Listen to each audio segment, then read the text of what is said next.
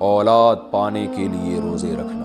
ہماری شادی کو 2 سال ہو گئے، ہماری اولاد نہیں ہے۔ میری اہلیہ اولاد پانے کی غرض سے 1 سال سے پیر اور جمعرات کو روزہ رکھ رہی ہے۔ کیا روزے میں بھوکا رہنے کی وجہ سے حمل ٹھہرنے میں کوئی دشواری ہو سکتی ہے؟ سہیل صاحب انڈیا سے۔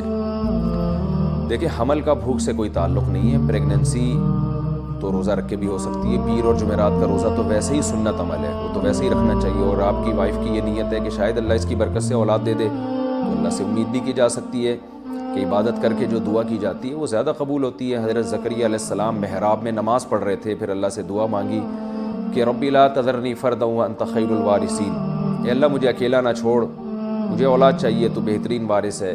اور سورہ مریم میں جو اللہ نے ذکر کیا، اذ نادى ربه نداء خفيا قال رب انی وهن العظم منی واشتعل الرأس شیبا ولم اکن بدعائک ربی شقیا، کہ اللہ میری ہڈیاں بوسیدہ ہو گئی، بال سفید ہو گئے، لیکن میں تجھ سے ابھی بھی امیدیں لگا کے بیٹھا ہوں۔ تو اللہ نے آپ کو بڑھاپے میں اولاد دی، تو عبادت کر کے دعا مانگنے میں قبولیت کا امکان زیادہ ہوتا ہے۔ باقی یہ کہ ہماری دل سے دعا ہے کہ اللہ آپ کو نیک صالح اولاد عطا فرمائے۔ بڑی آزمائش ہے یہ، ہم جانتے ہیں، تو اولاد سے تو گھر میں بڑی برکت ہوتی ہے، رزق میں بھی برکت ہوتی ہے، اور آنکھوں کی ٹھنڈک بنتی ہے اولاد۔ دل سے دعا ہے میری آپ کے لیے، دونوں کے لیے، اللہ آپ کو نیک صالح اولاد عطا فرمائے۔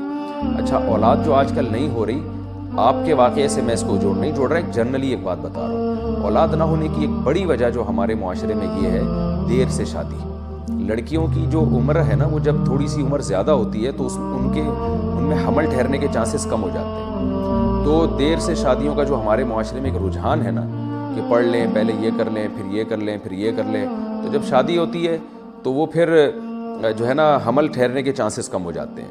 ایک وجہ یہ ہے۔ دوسری وجہ یہ ہے کہ ہمارے ہاں بہت دفعہ ایسے ہوتا ہے کہ جب شادی ہوتی ہے تو میاں بیوی کہتے ہیں کہ ابھی ہمیں اولاد نہیں چاہیے، تو حمل ٹھہرنے کی گولیاں کھانا شروع کر دیتے ہیں یا انجیکشن لگوا لیتے ہیں۔ اس کے بہت خطرناک سائیڈ ایفیکٹ ہوتے ہیں، اس سے بھی حمل ٹھہرنے کے چانسز کم ہو جاتے ہیں۔ بعض دفعہ یہ ہوتا ہے کہ میاں بیوی کے ایک بچہ ہو جاتا ہے، وہ اس میں اتنا لمبا وقفہ کر لیتے ہیں دوسرے بچے میں، وہ سمجھتے ہیں کہ اولاد ہمارے اختیار میں، ہم جب چاہیں گے 3-4 سال کے بعد دوبارہ پیدا ہوگا، لیکن وہ 3-4 سال کے وقفے کی وجہ سے عورت کو نقصان ہوتا ہے اور وہ حمل پھر دوبارہ ٹھہرتا ہی نہیں ہے۔ ایسے کئی کیسز آئے ہیں۔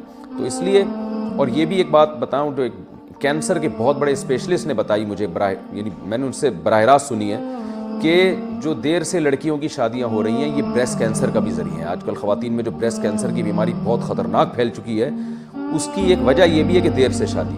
وجہ اس کی ہے کہ جو بریسٹ ہے وہ میچور ہو چکا ہوتا ہے، اور اس میں پھر جو مائیں یعنی اس میں جب دودھ آتا ہے تو اس کی جو سیل کی جو ٹوٹ پھوٹ ہوتی ہے، اس کی وجہ سے ڈسٹربنس پیدا ہو جاتی ہے اور وہ کینسر کی طرف لے جاتی ہے۔ تو اس لیے میں بار بار کہتا ہوں، فطرت سے مت لڑو بھائی، خدا سے لڑائی مت کرو، فطرت سے مت لڑو، اللہ سے مت لڑو، اسلام سے مت لڑو۔ جلدی نکاح کو پروموٹ کریں معاشرے میں، تاکہ اولادیں بھی ہو وقت پر، اور عورت کی صحت بھی اچھی ہو، اور یہ جو بریسٹ کینسر کی بیماری ہے کسی حد تک اس سے بھی ہماری جان چھوٹ جائے۔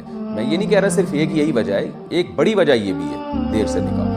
تو اور پھر جو حمل روکنے کی گولیاں ہیں اور جو انجیکشن ہے، یہ ساری نظام جو ہے نا عورت کے اندر کے نظام کو تباہ و برباد کر رہا ہے۔ لیکن قربان جائیں فیملی پلاننگ والوں پہ، وہ ہمیں بچے پیدا کرنے کے خود ساختہ جو ان کے بنائے ہوئے نقصانات ہیں نا، وہ تو بتاتے ہیں، بچے روکنے کے جو اس سے زیادہ نقصانات ہیں وہ نہیں بتا رہے ہوتے۔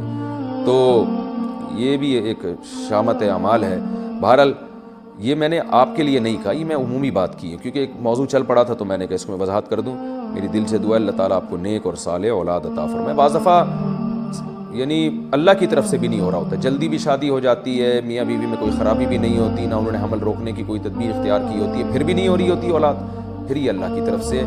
تو اللہ سے بس اچھی امیدیں لگانی چاہیے، اور جو آزمائش مقدر ہے اس پہ